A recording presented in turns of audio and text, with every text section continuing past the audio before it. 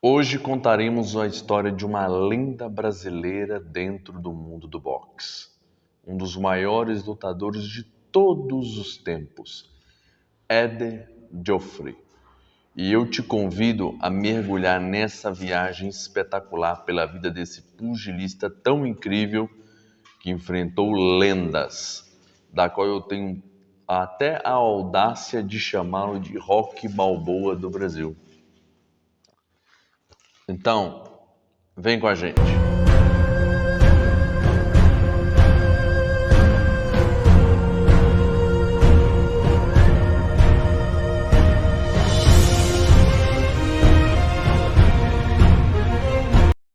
Talvez você não conheça essa lenda. Eder Joffrey foi um pugilista brasileiro conhecido pela alcunha de Galo de Ouro, concedida pelo escritor Benedito Rui Barbosa.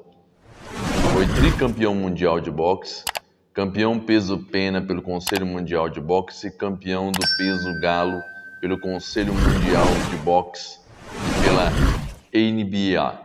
Posteriormente, a posterior Associação Mundial de Boxe.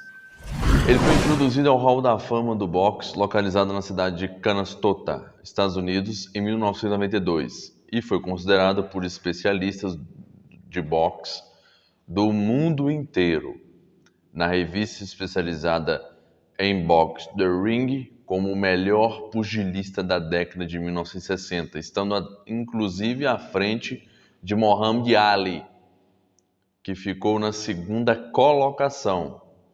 Além disso, em 2002, ele foi ranqueado na 9ª posição entre os melhores pugilistas dos últimos 50 anos, novamente pela revista norte-americana The Ring, e considerado por especialistas como o maior peso galo do boxe na era contemporânea.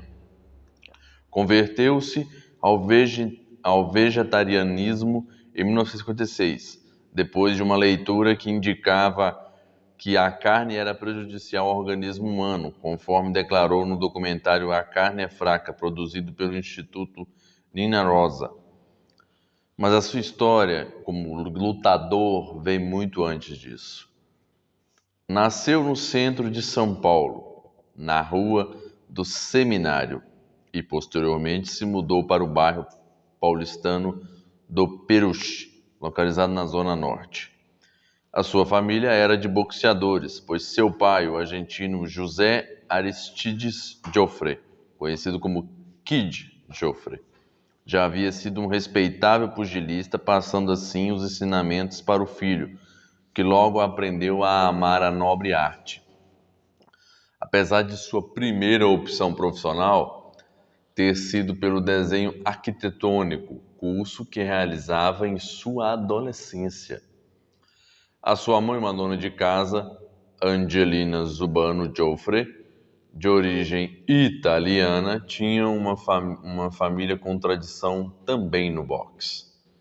Em virtude do desabamento do teto do Liceu de Artes e Ofícios, perdeu o material didático e, por não ter recursos para adquirir o novo, acabou largando de mão o sonho de ser desenhista. Só para ilustrar, adorava fazer desenhos de super-heróis, do que aqueles que considerava favoritos, como Capitão Marvel, Super-Homem e Capitão América. Em 15 de março de 1953, subiu pela primeira vez nos ringues como amador, no torneio Forja de Campeões, patrocinado pelo jornal A Gazeta Esportiva. 9 meses depois de estrear, Eder Joffrey já colecionava 7 títulos. Treinado por seu pai Aristides, Joffrey ganhou o campeonato do SESI, o seu primeiro, e enfileirou bicampeonatos paulistas e brasileiros, além de ganhar 4 lutas contra os peleadores uruguaios e faturar a taça Ramon Perdomão Platero. Ainda na condição de amador, disputou os Jogos Olímpicos de 1956 em Melbourne, na Austrália, Chegou aos Jogos como um dos favoritos, já que estava invicto como amador até então, mas devido à organização brasileira que o fez treinar com um lutador bem maior e cuja consequência foi a quebra de seu nariz, fez com que ele lutasse sem muitas condições, tendo que respirar pela boca, culminando na derrota.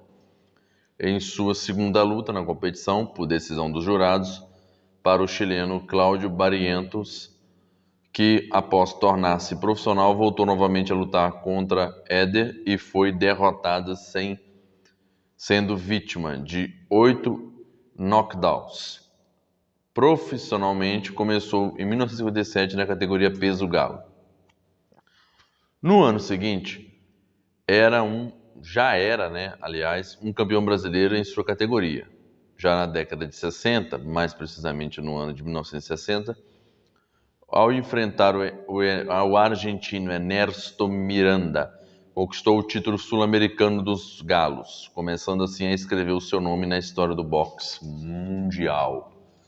Em 61, muda-se para os Estados Unidos e torna-se campeão mundial pela National Boxing Association, a mesma que se tornou a Associação Mundial de Boxe, a World Box Association, em 62, vencendo por nocaute o mexicano Eloy Sanchez no Olympic Auditorium. Um ano depois, unificou os títulos da categoria peso galo, vencendo o irlandês Johnny Caldwell, campeão da versão europeia. Éder conseguiu, aliás, manter seu título mundial até 65, ganhando todas as lutas por nocaute. Naquele ano, em um resultado contestado, foi derrotado pelo japonês Fujin Arada em 1966. Na revanche, outra derrota em um resultado controverso, culminando em enorme desilusão.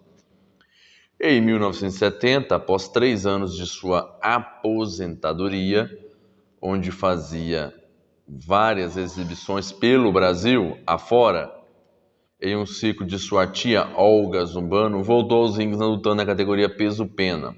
Foram 25 vitórias, sendo uma delas em cima do gigante cubano naturalizado espanhol José Legra, que lhe valeu o título mundial no Conselho Mundial de Boxe, em uma categoria superior àquela que começou. Isso aconteceu em 5 de maio de 1963, durante a luta de seu pai. Durante a luta, o seu pai passou mal e foi internado. Isso é muito importante. Aqui cabe duas parênteses, vou abrir um parênteses aqui, 2 parênteses, aliás. O primeiro deles é que essas exibições, você pode ver que o Éder Joffre já fazia o que hoje a gente vem acontecendo aí, a gente vê lutas de exibição, como aconteceu do Mike Tyson, do próprio Popó com o Whindersson Nunes. Essas lutas de exibição, onde a gente vê lendas do boxe lutando novamente, é muito interessante, é muito gostoso, é um show, na verdade.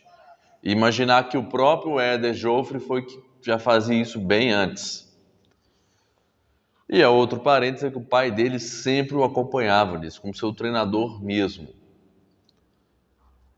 Fez uma única defesa do título dos penas contra um dos maiores pugilistas mexicanos, Vicente Saldivar, e o derrota por nocaute no 4º round, mantendo seu cinturão. Já em 24 de março de 74, seu pai e treinador Kid Joffre veio a falecer devido a um câncer no pulmão, e em 76, devido à morte do seu irmão Dogalberto, aposentou-se do boxe profissional. Entregou à imprensa sua carta de despedida ao povo brasileiro no dia 16 de fevereiro de 1977, aos 40 anos. Mesmo após ter se aposentado do esporte, continuou a disputar lutas em forma de exibições, uma delas realizada no ginásio do Ibirapuera, que é considerada uma das mais notáveis, contra Servílio de Oliveira, o primeiro medalhista olímpico do boxe brasileiro em 68, transmitida pela Rede Record de televisão. Também foi professor de boxe em uma famosa academia paulistana, treinando modelos, atores e empresários. Inclusive, ele foi o treinador de Daniel de Oliveira, tá? Aquele ator que precisou aprender boxe para fazer o filme que também se tornou seriado 10 Segundos para Vencer. Vou chegar lá, aguenta aí. Em março de 2022, aliás, Eder Joffre foi internado em São Paulo por causa de uma pneumonia. Em 2 de outubro de 2022, infelizmente, já bastante debilitado pela doença, acabou falecendo aos 86 anos. Agora vamos recapitular um negócio aqui. Vamos recapitular o cartel de Eder Joffre. Ele teve 81 lutas em sua carreira, sendo 75 vitórias, tá? O que tinha como enredo aí 50 nocautes, tá? 4 empates e 2 derrotas. Inclusive, o filme produzido em homenagem a ele, com o título de 10 Segundos para Vencer, que é um filme que conta a história e relação dele e de seu pai, tá? Inclusive, foi até bacana porque o Daniel de Oliveira, como eu mencionei anteriormente, foi escalado para fazer o Eder Joffre, e o ator Osmar Prado foi o que fez o Kid Joffre neste filme. A ideia do filme foi criada por Thomas Stavros, que também assina o roteiro e produção o filme foi produzido pela Globo Filmes em parceria também com a Tebelin Filmes. Também são produtores desse espetáculo de produção Breno Silveira, Chico Abreia e também foi dirigido por José Alvarenga Júnior. Como eu mencionei, Daniel de Oliveira estrelava no papel de Eder Joffre, né?